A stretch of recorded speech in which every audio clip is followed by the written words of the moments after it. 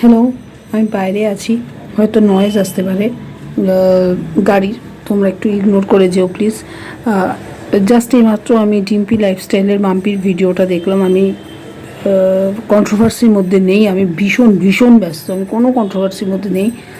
আজকে রাতের দিকে একটু লেজি টাইম পেয়েছি, মানে একটু রেস্টের টাইম পেয়েছি, সেই জন্যই। এবং ফার্দার আমাকেও খুব বাজে বাজে কমেন্টস করেছে রোহনের ভিউয়ার্সরা, সেই জন্যই আজকে কন্ট্রোভার্সিতে আমাকে ঢুকতে হয়েছে। এবং অন দ্যাট টাইম দেখলাম যে মাম্পি আমাকে ট্যাগ করে একটা ভিডিও করেছে ডিম্পি লাইফস্টাইলে। তো ওর ভিডিওটা আমি এখন পুরোটা দেখলাম এবং জানতে পারলাম যে রোহন কবে একটা লাইভ করেছে এবং মাম্পিকে জাতা ভাষায় আক্রমণ করেছে।